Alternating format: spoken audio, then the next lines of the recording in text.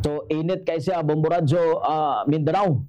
So mao kana nga nag-remind ang among CDRRMD sa among katawhan nga mag-hydrated gayud. Aron gyud nga dili intawon mga lipong, mga luya nining tumang kainit sa panahon na. Sa among mga dagkong mga balita gikan diri sa among lokalidad kay gubot pa sa lukot no ang nahitabo karon sa Cagayan de Oro Water District tungod kay duha ka buok ang manager. Duha ka buok ang miangkon nga manager. Ang usa Bomboradyo Mindanao, ang usa interim general manager nga extended og 6 months sa gipa-extend sa LUWA, Local Water Utility, si IGM Fermin Harales. Now, ang usa sab si Engineer Edna Nahial, acting general manager nga gi-appoint sa regular board of directors. Silang duha dunay mga papel nga gipanghawiran. Busa libog kaayo ang Cagayan de Oro Water District karon Bomboradyo Mindanao tungod kay duha ka buok ang manager. No? Duha ka buok ang mibarog nga manager, ang interim general manager o ang acting general manager Bomboradyo Mindanao. O gumikan ining kalibog karon, no, gumikan aning intervention sa luwa sa among Cagayan de Oro Water District.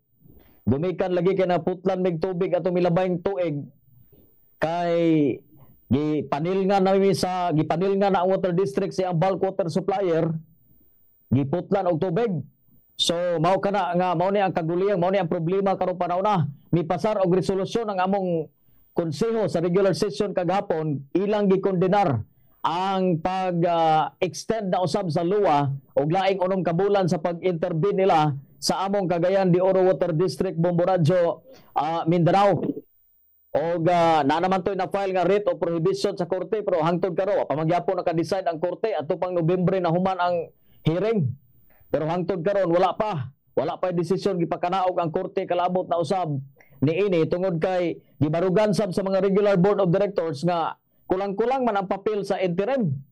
Gikan sa luwa kay wala may board resolution. Ang naa pirma ra sa corporate secretary sa luwa. Pero ang sa side pod sa interim interim officers nga legal ang ilang pag-intervene dia kay sila adunay pagtugot gikan sa luwa. Samtang Bomboradyo Mindanao, ang NAMFREL namo diri sa Cagayan de Oro, ang National Citizens Movement for Free Election, dunay kabalaka nga mahak, mabiktima sa hacking kining Miro automated counting machine karong umalabot nga election. Mao na nga nanawagan karon si Sir Nestor Banwag sa COMELEC nga unta i-allow ang NAMFREL nga makahimo og QR count no sa mga botante nga namutar kay aron masiguro gyud nga kadtong ilang gibutar, kadtong ilang vote ihap ba gyud. Kay karon man panahon na Bomboradyo under sa automated counting machine no, nga Miro Bomboradyo Mindanao, murag wala na access ang NAMFREL. Tagaan na lang sila resulta, maura. Tagaan ra sila resulta, parehara gyud nato sa KBP, tagaan man gyapon tag resulta. Tagaan na sila resulta, wa dili sila makakuan. Maka-ihap gyud di para sa una nga naay manual audit counting. Ang NAMFREL karon wala na. So ang panawagan sa NAMFREL nga hatagan sila kanang access unya aday through QR code, mamusil sila og QR para masiguro nga kadtong mga nabutar maubag yun nga mutakdo gyud dito sa giihap sa machine. Unya aduna sad sila kabalaka lagi sa mga hacking nga basig dunay hacking kuno may tabo. Karong umalabot nga eleksyon Bomboradyo Mindanao, so nanawagan sila more transparency. Nining bag-o nga supplier sa COMELEC kining Miro. Sa una Smartmatic man to kani Miro automated counting machine. Bomboradyo Mindanao, mo na ito mga dagkong mga balita o karon ilabyog ta sa Bomboradyo Davao, pinagi ni Bombo Dario Formento. Radyo Cagayan de Oro, Bombo Lawrence Heralde. Mga kabombo, may buntag ka na ito nga tanan una sa panahon rin sa mga dakbayan ni mga orasa. Puya-buya ginon nga hapsay man ang amuang kaunangan diri sa downtown na area o pipila ka bayan sa mga syudad karong mga takna. Samtang sa pagpabarog na sa ikarong na sa mga balita, update kabahin aning nahitabo no nga usa ka mangilngi nga krimen di sa may Panabo City nga karong nga panahon na nasa kustodiya ang kini nga suspek nga usa ka ama-ama nga nag-edad 40 anyos nga maoy responsable sa kini nga paglugos ug pagpatay no nga tuna sa 14 anyos in taon nga grade 9 student niadtong nakalabay usab nga adlaw nga una na ning namising sumalapas sa mga otoridad niadtong 28 sa hapon o nakita na lang ning biktima sa gabi na sapit sa 1 sa Marso sa Maya Little Panay sa Panabo City nga didto gilubong kini sa kini nga bakanting luna or dito sa tugkaran nga gipanag-iyahan sa suspitsado nga mao ni karon nga ang LGU des Panabo nagpagawa og pamahayag nini kabahin lagi sa mong panghitabo nga karon ang suspect ana-ana man ni sa kustodiya sa kini nga otoridad og miangkon sa iyahang gihimo nga pagpatay og kining pag-among-among ngadto na sa usa ka babae nga biktima nga una na ning ipatalo usab sa amahan ngadto na sa kapulisan nga na-missing ang iyahang anak nga kini ang pasakaan usab og kini nga kaso gumikan lagi sa iyahang gihimo nga pagpatay ngadto na sa usa ka biktima.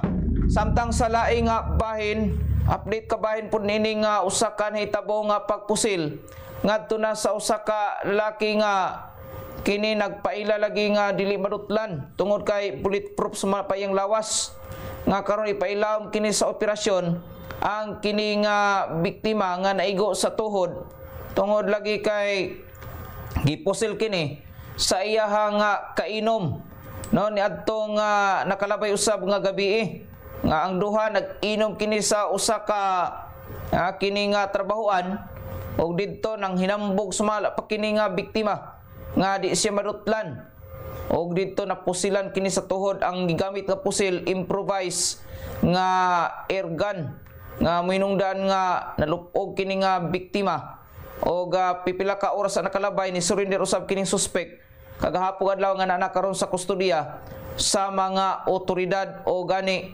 kini ang napasakaan na usab og kaso karong panahona. Bombo Radio Philippines sa Mindanao area mo kanang pagpabarog sa ikadunghog nas mga balita nga gikan sa mga dakbayan o din sa mga rehiyon karon tipas ang linya di may Bombo Radio Jinsan pinayusab ni Bombo Lowy Aguilar.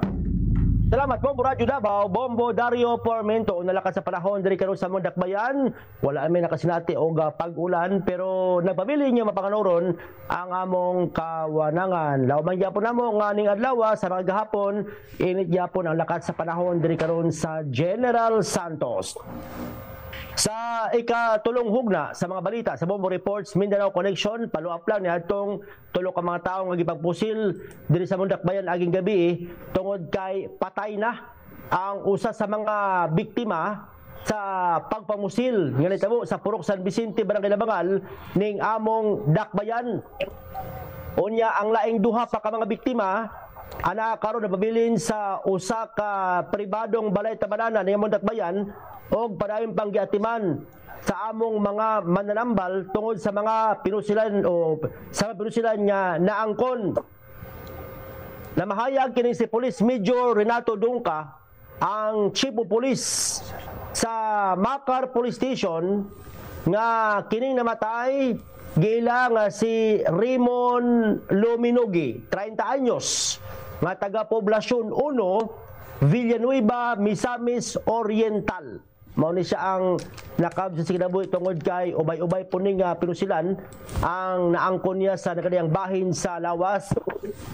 Ang duha ka makauban niya nga buhi nga naka-hospital sila si Perjan Pugoy, Hamto Bregon og mao ni ang manager, usa ka manager nga taga Kinry Pulumulok sa Cotabato og ang laing usa mao kining si J Kabahog, Hamto Bregon nga taga San Antonio, Davao City. So wala pa go signal karon kung kano sa makagawas ni, nagdepende sa doktor ang ilang pagbabilin sa balay tabananan aning nasampit nga duha.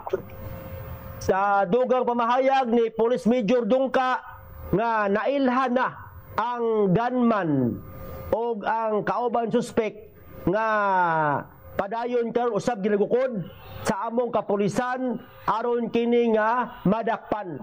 Sa karon giprepara na sa Makar Police Station ang kasong murder o double prostrated murder batok sa mga suspect kay ang motibong gilantaw diri Bombo Radyo Mindanao mamatud pa ang personal grudge. O na lang ni Mando, si Police Colonel Nico Benz Olayba Jr. nga sa mas dali nga panahon paningkamutan nga masulbad kini maong kaso o pangitaon kini nasambing ng suspetsado nga nihimo aning maong pagpamusil. Bombo Radyo Philippines Mindanao area mo katulong hugna sa balita sa Bombo Reports.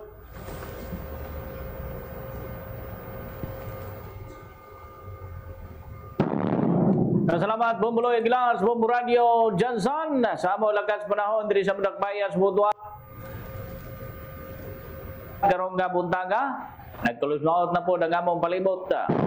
Detalye na sa ikaupat nga hugnas mga balita sa Bombo Reports Mindanao Connection. Andam magpaputol siyang liog. Si Attorney Ernie Falanan ng Election Supervisor sa Commission on Election kon Comelec Agusan del Sur kung mahak pa ang vote counting machine sa eleksyon. Kini subay na usab sa pagpaniguro sa opisyal nga wala matud pa si Vicen Kinsa nga mga IT expert o mga hackers ang makasulod sa ilang sistema. So kuhay matud pa sa mga mikuyanap karon nga fake news. Dili kataho nga mahak matud pa sumala pa ang makina. Doon kay konektado ramang kini sa internet. Una nang ni kailap social media ang video sa usa ka abogado nga si Attorney Jirel Harold Respicio, ang vice mayoral candidate sa Rina Mercedes Isabela, kan sa nagabutyag nagtumo nga pamatud-an na kaya ra nga mahak ang mga automated counting machines sa eleksyon. Tungod matud pa kay naka-online matud pa ang maong makina, rason nga pwede ra kining masulod sa mga eksperto sa natad sa information technology. Apan sumapan ni Attorney Palanan sa iyahang pagklaro nga sayop ang maong impormasyon tungod kay dili matud pa konektado ang mga makina sa internet, ilabi na nakamulo pa og butar ang mga tao. Rason nga duli kini ma-alter sa mga gustong mag-hack. Subay nini nga makunik lamang ang makina o galing human o prenta sa resulta ang tanang presinto o kinahanglan nang i-transmit ang mga boto sa Central Service o servers, Board of Canvassers, KBP o guban pa. Tugang nini dili common nga transmission highway ang gamiton sa datos o galing ipasa na kini ngadto sa mga angayang pasahan. Subay na usab niini gibutyag na Attorney Palanan nga mukaon lamang og pinakataas nga 30 segundos ang pag-send sa maong datos. Butang nga dili gayud kini maapas sa bisan kinsa pang pinakamaayong hacker. Wala Bombo Radio Mindanao ang ikapat kaugna sa mga balita gikan didapita sa Bombo Radio Butuan this time. Atong ipalabiyo atong signal sa Bombo Radio Coronadal. Pinaagi ni Bombo Donald Pitogo. Salamat Bombo Radio Butuan, Bombo Benji Barasan, mga kabombo, may buntag ka na itong tanan. Nakaos pa niyang post, takwayan sa mga dalang karabuntag. Mala, init kayo pa niyang po namang eksperyensyahan sa minimum 12 oras. Kag syempre sa among dakbayan, karon wala na po yung mga pag-ulan nga na eksperyensyahan. O formal na nga misulod ang mainit nga panahon sa amo ang area of responsibility. Bumarog na sa ika-5 hugna sa atong mga balita sa atong Bombo Reports Mindanao Connection. Formal na nga gibuksan ang SOC Sargent Regional Athletic Association May 2025 sa Dakbayan Coronadal. Kung asa gahapon ang opening salvo kag gitambungan kini sa kapin 7,000 7,000 ka mga delegations nagikan sa upat ka probinsya ug upat ka syudad sa Rehiyon 12 nga maoy mga partisipante sa SRA-MIT dinhiya sa amo ang syudad.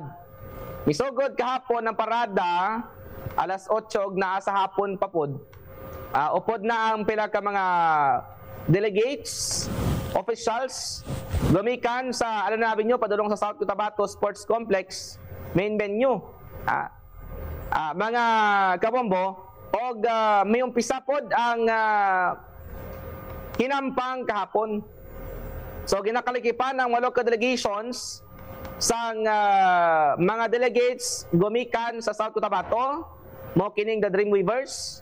Sa Cotabato Province, mo kining the Emperors, Sultan Kudarat, the Sultans, Coronadal, Red Armors, Kidapawan, Island Spring Minas, Sarangani Volts, Shining Kudong sa Takurong, o the Generals sang General Santos City. May kabat pod sa kapin 10,000 ka mga tumalambong ang nagtambong gahapon sa sports complex kung asa ginsaksihan ang presentation sa pila ka mga nagkalain-lain nga mga delegates. Ang Cotabato na 760 ang delegates, General Santos City 900, Kidapawan 764, Coronadal 750, Sarangani Province 780 delegates, South Cotabato 900, Sultan Kudarat 720, Tacorong City 520. Ipangunahan ang seremonya ni Department of Education Region 12 Regional Director Carlito Dalisay Rocafort, og lagipod ang opisyal gumikan sa probinsya sa South Cotabato og sa Coronadal. Sa karon padayon ang ilahang preparasyon sa karong adlaw sa ilang mga activities og mga events nga pagatambungan single og team events. Ano naman nga ang pagapilion sa mga aktibidad dinia sa amo ang lugar is magarepresent sa Sok Sargent Warriors sa Ilocos Sur, particularmente na sa bahin sang Lawag, nga amo ang ilahang aktibidad ang Palarong Pambansa 2025. So karon din sa Coronadal gipasiguro sang alkalde Mirojena nga luwas og preparado ang Coronadal sa anuman nga mga botang may ang tanan sa Sok Sargent Regional Athletic Association Meet 2025. Ako na naipos naton nga balita nagikan sa area of responsibility sa Bombo Radio Coronadal. Ato nga ibalik ang koreksyon sa Bombo Radio Cagayan de Oro, pinakang Bombo Lawrence Heralde. Mao kana mga balita adlaw karon nga Martes, Marso 4 ato nakauban sa Bombo Radio Davao si Bombo Dario Formento, Bombo Radio Jensan, Bombo Louie Aguilar, Bombo Radio Butuan, Bombo Benji Barasan, Bombo Radio Coronadal si Bombo Donald Pitugo. Gikan diri sa Bombo Radio Cagayan de Oro ko si Bombo Lawrence Heralde, kami tanan mo ingon para sa pambansang radyo ng Pilipinas, Basta Radio. Bombo. Moto naglangkob sa